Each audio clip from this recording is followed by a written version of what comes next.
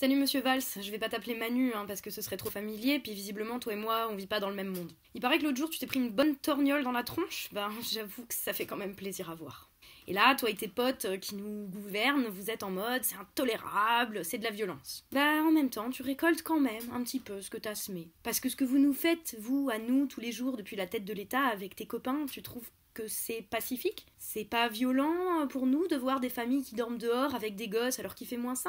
C'est pas violent qu'il y ait des milliers de gens qui n'aient pas accès aux soins parce que toi et tes copains vous supprimez des lits et des postes dans les hôpitaux? Tu trouves pas ça violent qu'il y ait des millions de Français qui ont froid là en ce moment parce qu'ils n'ont pas les moyens de se payer le chauffage, parce que les prix arrêtent pas d'augmenter et c'est un petit peu à cause de toi? Et d'imposer des lois par 49.3 à répétition, c'est pas de la violence? Et envoyer des CRS et des flics qu'en plus tu traites mal, gazer des vieux et des enfants dans le métro parce qu'il y a 50 jeunes qui sont en train de refaire le monde à nuit debout sur la place de la République, c'est quoi? Et juste les gens qui ont du mal à finir les fins de mois, à bouffer, à payer leurs factures, ceux qui peuvent plus payer de vacances à leurs gamins ou qui ont pas 23 € à avancer chez le Toubib. Et les 360 formulaires à remplir pour aller ramper pour un RSA et s'humilier devant des administrations d'État dont tu as la charge, car je te rappelle que tu es Premier ministre, c'est quoi si c'est pas de la violence? Et la caissière de chez Auchan qui s'est fait virer pour avoir fait une fausse couche, c'est violent ou c'est pas violent? Et ton état d'urgence là qui, très pratiquement, va durer jusqu'à au moins la présidentielle, c'est violent?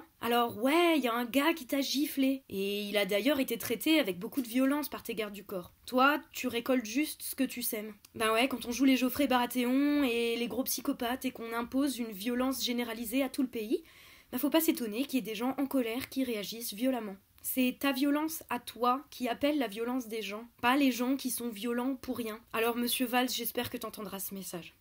Parce que quand tu dis sur un média qu'ils sont trop heureux de couper un auditeur qui dit que cette gifle a fait plaisir à 66 millions de personnes, que tu représentes l'ordre et la sécurité, mais laisse-moi rire, parce que dans ce pays, je vois ni ordre ni sécurité. À part peut-être pour toi et tes potes qui ont les moyens de se payer des apparts dans des beaux quartiers et de se balader en bagnole de fonction payée par nous. Bref, t'es tellement à côté de la plaque que tu te rends même pas compte en fait. Alors, cette claque, Monsieur Valls, c'est un petit retour à la réalité pour toi. Et vu ce que t'infliges aux gens dans ce pays au quotidien, je dirais même estime-toi heureux que ça n'ait pas été pire. Mais encore faut-il que t'entendes le message maintenant.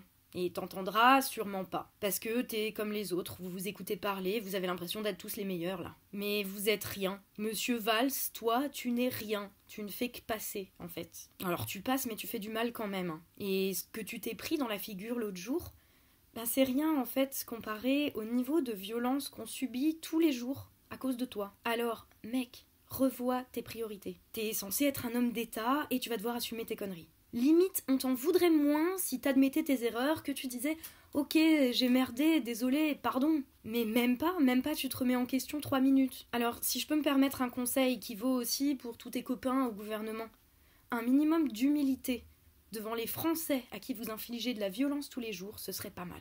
Parce que la baffe que tu viens de te prendre, c'est juste la première d'une série de baffes que tu vas te prendre cette année. C'est peut-être un signe qu'il faut que t'écoutes quelqu'un d'autre que ton ego de gosse pourri gâté. Et si toi, t'as la mémoire sélective en ce qui concerne la violence, t'inquiète. Nous, comme on l'a subi tous les jours, on n'oubliera pas.